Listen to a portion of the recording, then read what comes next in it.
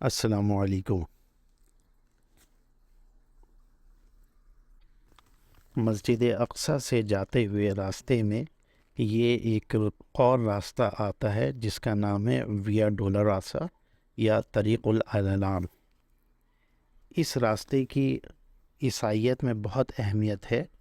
اور ان کا ماننا یہ ہے کہ حضرت عیسیٰ علیہ السلام جب ان کو صلیب دی گئی تھی وہ اسی راستے سے ہوتے ہوئے گئے تھے، اور یہ راستہ گلیوں سے اور بازاروں سے ہوتا ہوا چرچ آف سیپوکر میں جا کے ختم ہوتا ہے، اور وہی وہ مقام ہے جہاں پہ حضرت عیسیٰ علیہ السلام کو صلیب دی گئی تھی۔ ان کے مطابق راستے میں تقریباً 14 اسٹیشنز ہیں جہاں پہ حضرت عیسیٰ علیہ السلام رکے تھے، اور اس چرچ کے باہر یہ جو تصویریں ہیں یہ اسی مختلف پروسیس کو انہوں نے تصویر کے ذریعے نمایاں کرنے کی کوشش کی ہے۔ یہ کرسچن کمیونٹی کا علاقہ ہے۔ کرسچن کمیونٹی سے گزرتے ہوئے یہ چرچ آف ہولی سیپوکر ہے، جس کی حیثیت ان کے نزدیک مسلمانوں کے قبلہ کی طرح کی ہے، اور ایسٹر کے موقع پہ یہاں پہ بالکل بھی گنجائش نہیں ہوتی اور کافی رش ہوتا ہے۔ یہ ان کے one of the oldest church میں سے شمار ہوتا ہے، کافی پرانا ہے، لیکن انٹرسٹنگ بات یہ ہے کہ اس چرچ کی جو چابی ہے وہ مسلمانوں کے پاس ہے۔ خلافت عثمانیہ کے دور میں جب تمام عیسائیوں کے مختلف فرقے اکٹھے ہوئے تھے تو ان کے آپس میں تنازعات شروع ہو گیا تھا کہ اس چرچ کی دیکھ بھال یا ذمہ داری کون لے گا۔ ہر فرقہ اپنی طرف سے یہ ذمہ داری لینے کے لیے کوشش کرنے لگا، تو بالآخر اس چرچ کا متفقہ طور پہ انہوں نے اس زمانے میں خلافت عثمانیہ کے بادشاہ عبد الحمید دوئم کی ذمہ داری لگا دی، اور اس وقت سے اس چرچ کی چابی آج تک مسلمانوں کے ہی پاس ہے، اور ہر روز ایک مسلمان آ کر کے اس چرچ کا دروازہ کھولتا ہے اور یہ اس کی چابی ہے۔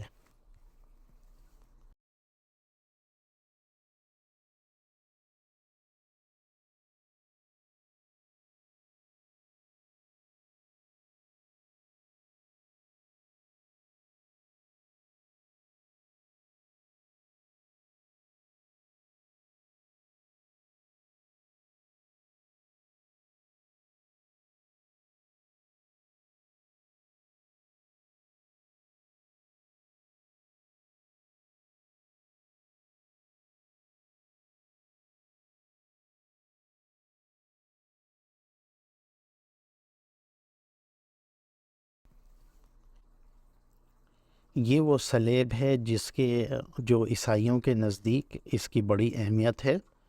اور عیسائیوں کے مطابق حضرت عیسیٰ علیہ السلام کو صلیب دینے کے بعد اس پتھر پہ لٹایا گیا تھا، جس میں سرخ دھبے ان کے خیال میں حضرت عیسیٰ علیہ السلام کا خون ہے، اور عقیدت میں تبرک کے طور پہ وہ اپنے کپڑے اور دوسری چیزیں اس سے لگا کر کے اس سے برکت حاصل کرنے کی کوشش کرتے ہیں۔ پیچھے دی گئی تصویروں میں انہوں نے اس پورے پروسیس کو ایکسپلین کرنے کی کوشش کی ہے کہ کس طرح سے ان کو صلیب دیا گیا اور کیا کیا مراحل اس دور میں آئے۔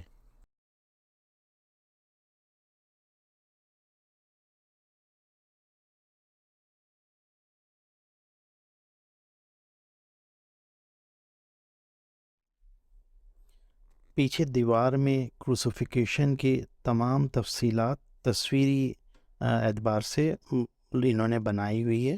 کہ کن کن مراحل سے گزارا گیا اس پروسیس کے اندر، اور اس کے ساتھ ایک اوپر کی طرف سیڑھیاں جا رہی ہیں جو کہ دوسری منزل ہے۔ یہ وہ مقام ہے جہاں پہ حضرت عیسیٰ علیہ السلام کو ان کے مطابق سولی دی گئی تھی۔ یہ مقام دوسری منزل پہ ہے، لیکن اس زمانے میں یہ ایک پہاڑ ہوا کرتا تھا اور یہ بلڈنگ نہیں ہوتی تھی، اس وجہ سے یہ یہاں پہ بعد کے وقت میں انہوں نے عمارت تعمیر کی اور یہ ساری چیزیں بنی۔ اس دور میں یہ ایک پہاڑ تھا، اونچا ٹیلا، جس کے اوپر انہوں نے صلیب لگائی تھی، اور اسی پہ جو ہے ان کے بقول حضرت عیسیٰ کو صلیب دی گئی تھی۔ اس پہاڑ کو یہ گلگوٹا یا گلگوتھا کہتے ہیں، جو کہ ابھی بھی انہوں نے اسی طرح سے رکھی ہوئی ہے،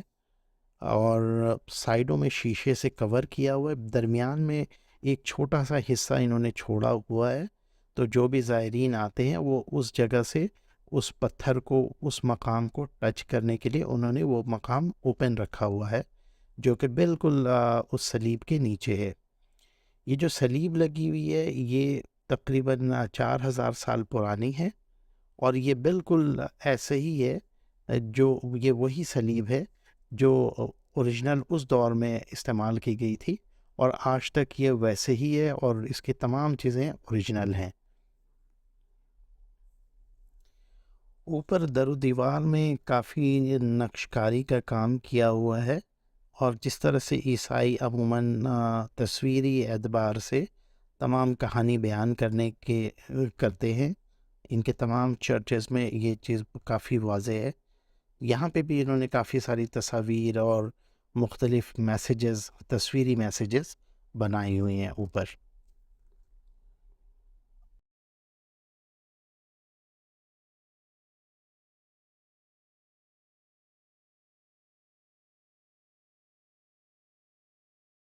یہ وہ مقام ہے جہاں پہ حضرت عمر فاروق رضی اللہ تعالیٰ عنہ جب فلسطین کو فتح کرنے کے بعد آئے تھے، تو یہاں کے جو بڑے پادری نے یہاں پہ ملاقات کی تھی، اور اسی وقت غالباً ظہر یا عصر کا وقت ہو گیا تھا اور اذان ہو رہی تھی،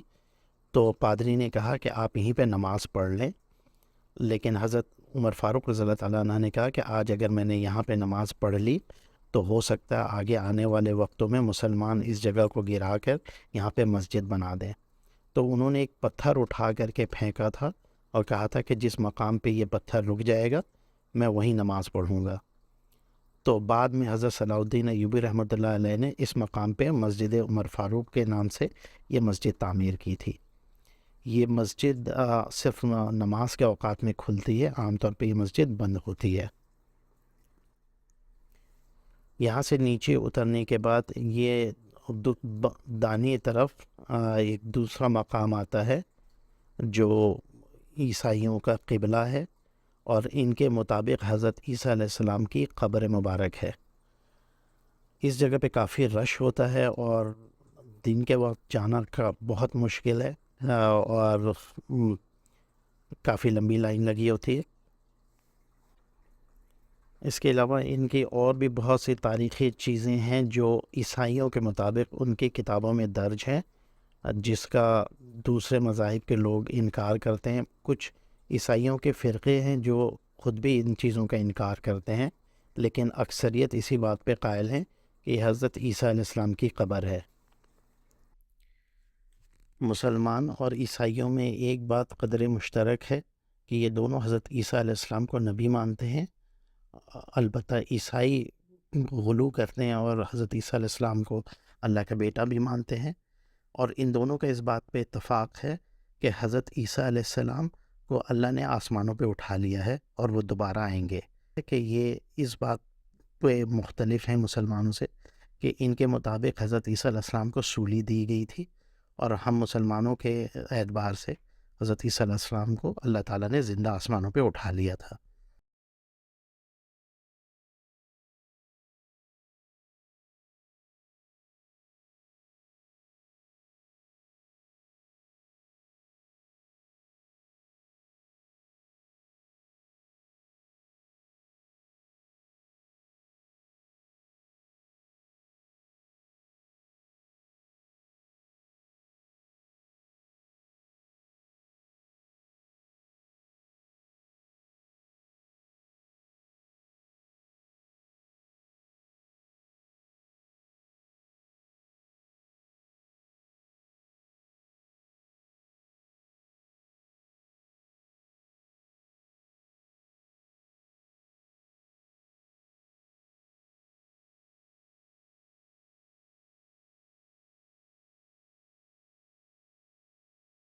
یہ 2016 کے اندر ان لوگوں نے ایک بہت بڑی پیش رفت کی جس کی تفصیلی ویڈیو ڈسکرپشن میں موجود ہے، اور اس کی کچھ کلپس میں یہاں پہ ایڈ کر رہا ہوں۔ یہ نیشنل جیوگرافی کی ویڈیو ہے جس میں اس کے اندر اس ویڈیو میں انہوں نے اس قبر کو، جو کہ حضرت عیسیٰ علیہ السلام کا کہتے ہیں، اس قبر کو انہوں نے کھولا تھا، اور اس کو کھولنے کے بعد انہوں نے خود اس بات کا اعتراف کیا کہ اس قبر کے اندر کوئی میت نہیں ہے۔ اگر آپ چاہیں تو تفصیلاً اس ویڈیو کو جا کے یوٹیوب پہ سرچ کر سکتے ہیں، لنک ڈسکرپشن کے اندر موجود ہے۔